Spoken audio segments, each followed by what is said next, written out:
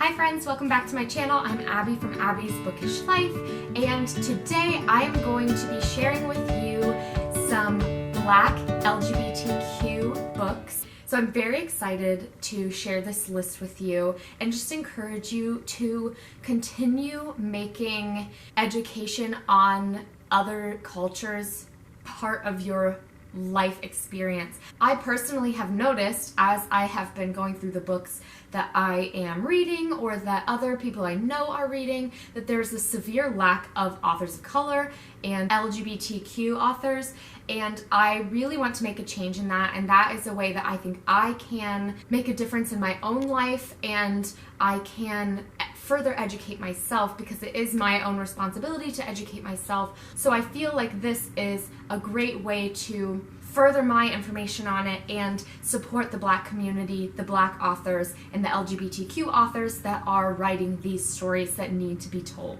I got most of my ideas for books to include in this list from Bow Ties and Books and Brittany the Bibliophile, as well as doing some research on my own to find books that fit both the Black and the LGBTQ themes. And since I'm really trying to spread the diversity of the books I read, I think this list might help you if you are in the same place that I am and want to add a little bit more diversity onto your shelves. The first book that comes to mind for me when I was thinking about books that meet the Black and LGBTQ themes is The Color Purple by Alice Walker. And it really focuses on the tale of Celie, who lives with a man she calls father, who does not take very good care of her, and she's treated very, very poorly, and she has two of her children taken away from her. She's separated from her sister Nettie, and she's kind of in a state of unrest and despair. And then she meets Shug Avery, who ends up coming in and changing her life. She's a magic maker, she's a singer, and she's kind of taken charge of her own life. And so Celie is learning from Shug and kind of growing along with her. And there is a sapphic romance in this, and it's truly a beautiful story of finding yourself, rekindling your spirit, and finding true love for yourself and for your life. Next is All Boys Aren't Blue by George M. Johnson. And this is a memoir-style book written in a series of personal essays by the LGBTQIA+ activist George M. Johnson, and it explores his life from childhood up through his college years. It provides a snapshot of what life is like for him as he is bullied for his gender, for his choices, and it really focuses on the trials and triumphs that face Black queer boys in the LGBTQIA community. The synopsis says that it covers gender identity, toxic masculinity, brotherhood, family structure, societal marginalization, consent, and Black joy. I think that it will tell such an important story, and I think that this would be perfect for the month of June. The next book I'd like to talk about is Homie by Danez Smith. This is a book of poems where the poems are searching for joy and intimacy in a world where that seems so far away. Smith acknowledges that in a country overrun by violence, xenophobia, and disparity, and in a body defined by race, queerness, and diagnosis, it can be hard to survive and even harder to remember the reasons for living.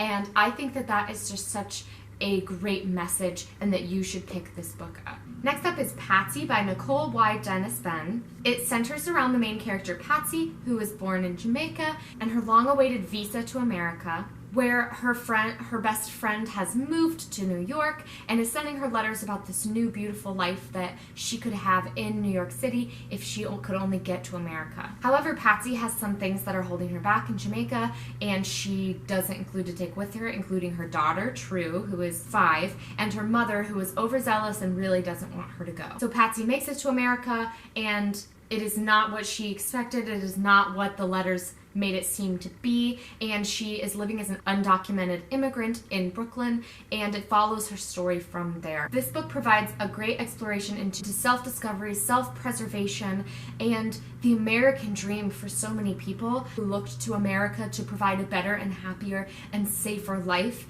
and what it means to those groups of people who are actively trying to get to America and what happens when they do get there. Next is a very popular trilogy called the Broken Earth Trilogy by N.K. Jemisin. The 3 different books in this trilogy are The Fifth Season, The Obelisk Gate, and The Stone Sky. This is a fantasy science fiction trilogy that focuses on, the story focuses on Essen, who is a woman who lives in a small town, and she comes home to find that her husband has brutally murdered their son and kidnapped their daughter. While this is happening, San, which is the empire of their world, collapses, and many people are murdered as a result of this madman's vengeance, and the continent known as Stillness has a great red rift that is tearing the earth apart. So Essen is tasked with the responsibility of facing the wreckage of her family. Obviously, there's a war that is taking place. There's not enough supplies for survival, so it is definitely a survival story and a beautiful story of perseverance and courage. Now, obviously, this is a trilogy, and it is very highly rated on Goodreads, and other booktubers, specifically the Peruse Project, talk about how beautiful N.K. Jemisin's writing is, and so I'm very eager to pick up those novels. Next is By Any Means Necessary by Candace Montgomery. This is a young adult LGBTQ novel about Tori, who is a college freshman, and he gets a call on the night of his orientation that the bee farm that his late uncle owned is being forced into foreclosure, and this kind of throws a wrench in Tori's plan. He really wants to get out of the neighborhood that he grew up in and pursue something else, but he feels compelled to care for this farm that was his uncle's life project. So he's kind of forced to choose between choosing a major and texting Gabriel, who is a boy that he is starting to develop feelings for, or saving his uncle's bee farm. This story sounds really cute and also save the bees, so I'm very excited to get into this one at some point soon. Next up is Hoodwitch by Felina Hicks. This is another collection of poems that is described as being a reclamation of power for Black women and non-binary people whose bodies have become the very weapons used against them. It is a story of survival, it is a story of self-preservation, it is a story of self-discovery and self-love, and it is told from the point of view of a young person who discovers that they can and will survive. The series of poems is based on childhood photographs and invokes the spirits of mothers and daughters, sex workers, and widows to talk about these stories that are untold. The people who are in the poem are transfigured into something new, into something strong, and I think that that transfiguration is just so beautiful, and I cannot wait to read these poems. Next up is Full Disclosure by Cameron Garrett. This book is about Simone, who is an HIV positive teen and is struggling with being new at a school and not really knowing how to navigate her newfound love life with being HIV positive and when to have those conversations with Miles, who she is getting involved with. It is a beautiful story of fear, self-disclosure, radical self-love, and self-acceptance, and focuses on kind of the adversity that HIV positive teens may be facing. Next up is The Deep by Rivers Solomon, and this is a fantasy science fiction novel that focuses on the stories of water-breathing African slave women who have been thrown over the sides of ships and have created their own underwater society. It is a novella that is inspired by the song The Deep from David Diggs. The story focuses on Yetu, who is given the task of historian, which means that everyone has forgotten their traumatic pasts except her, and she is responsible for holding on to the memories of everybody and making sure that they stay alive and prevalent.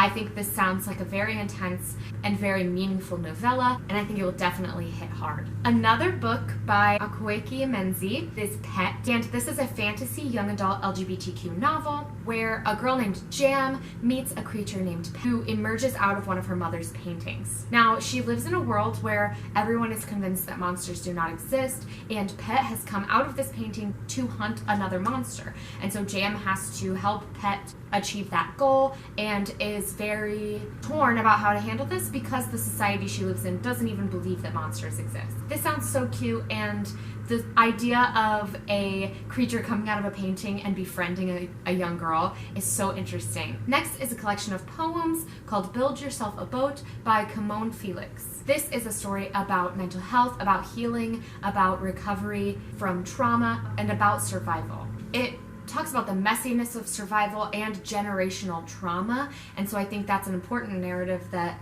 a lot of us are missing in literature in general. Next is The Stars and the Blackness Between Them by Janata Petrus. This is a young adult LGBTQ novel about 16-year-old Audrey, who just found out that she is going to be sent to live in America because her strictly religious mother found her with the pastor's daughter having a secret intimate relationship. And the other character in this book is 16-year-old Mabel, who lives in Minneapolis and who is just discovering her own sexuality and discovering that she has really complicated feelings concerning her ex-boyfriend and her best friend Jada. And her father announces that his best friend from Trinidad is coming with his daughter to Minneapolis to live, and that they're going to come over for dinner. And Mabel and Audrey have kind of an insta-love romance where they catch feelings pretty quickly. So it just sounds like a beautifully written, moving story of two girls whose lives have kind of been turned upside down, and one of them who is facing some difficulties with the transition into America. Next is Red at the Bone by Jacqueline Woodson. This book does not feature LGBTQ characters, but the author is a Black woman in the LGBTQ community, so I think that this book would be great if you are looking to support that community a little bit further. This focuses on the main character Melody, who is 16 years old, and it opens with her coming of age ceremony where her family is all there to support her, and it unfurls the history of Melody's family and their experiences throughout their lives. So it sounds like a very interesting book, and I definitely want to pick it up to support the Black and LGBTQ author community. Next is Felix Ever After by Kason Calendar, and look at that cover. Is it not beautiful? This is another young adult LGBTQ story, and it focuses on Felix, who has never been in love but desperately wants to be. He's struggling with the number of marginalizations he's facing. He's Black, he's queer, he's transgender, and is afraid that those things will stop him from having his happily ever after. He starts getting some transphobic messages from a student in his school, as well as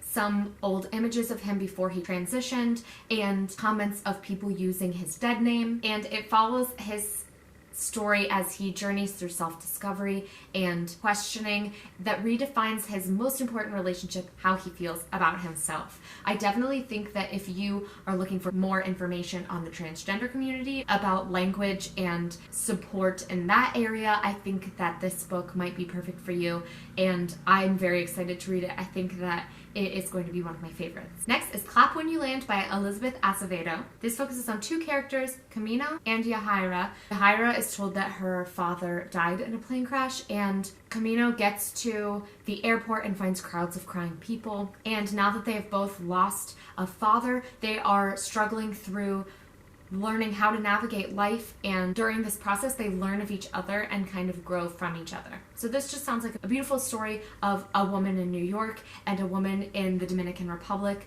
kind of coming together and finding common ground. Next up, You Should See Me in a Crown by Leah Johnson. This is about a girl named Liz Leidy who is believed she's too Black, she's too poor, and she's too awkward to shine in her school's Midwestern prom. But she has big plans outside of that to attend the nicest college, get a scholarship, play in the orchestra, and become a doctor. Her financial aid unexpectedly falls through. All of her plans are kind of collapsing around her, and then she remembers that there is a reward for the prom king and queen. There's a scholarship that is given to whoever wins, and she decides that that is the way that she's going to have to get this money to attend Pennington, the school she's dreamed of going to. Now, this is awful for her, but she gets a little bit closer to Mac, who is a smart, funny girl who is also involved in this process, and they kind of start to fall in love and start to develop feelings, which adds a complicated layer since they're both running for prom queen. This story sounds so cute and is definitely something that I think if you're looking for a fun read, a romance, but also a story that comments on the financial aid struggles that people in the Black community might be facing, I think that this would be a good one. The Weight of the Stars by Kay Ankrum is another young adult LGBTQ novel, but it also adds in some science fiction. So it focuses on Ryan Bird, who dreams of traveling across the stars, but she lives in a small trailer park on the wrong side of town, and so she feels like this dream is not one that she could ever accomplish. But one day she meets Alexandria, and a turn of events brings them together, and Alexandria's mother is an astronaut. So Alexandria and Ryan go out every night together to catch radio signals from her mother, who is in outer space, and eventually they become friends and develop into something a little bit more. So I think this is a great twist on an LGBTQ relationship, adding in some science fiction, adding in some space themes, which just sounds magical and beautiful. And last but certainly not least, The Black Flamingo by Dean Atta. It focuses on a boy who is coming to terms with being mixed and being a gay teen, and then when he gets to college, he truly finds his identity as a drag artist, the Black Flamingo. And I think that this is just going to be a powerful and moving story about developing your identity and finding ways to be unique and embracing your uniqueness. And all of the other books on this list that I have done research on, I haven't really found many that focus on the drag community at the forefront. And so I think that this look into the drag community, especially for a mixed-race gay teen, is going to be fascinating, and it's going to provide a commentary on something that is not often talked about. So I'm very, very excited for The Black Flamingo, and I'm hoping to read it sometime very soon. Thank you all so much for watching, and please continue supporting Black authors and LGBTQ authors, and if you can combine the two, that's even better. There are plenty of LGBTQ Black authors out there, and their stories are so, so important. And so I plan to broaden the diversity on my bookshelves in the next few months, and for the rest of my life, I plan to actively seek out Black authors and other authors of color, since that is something that's missing in my past reading experience. That is all for me today, guys. Please like, comment, and subscribe, and I will see you next time. Bye, friends.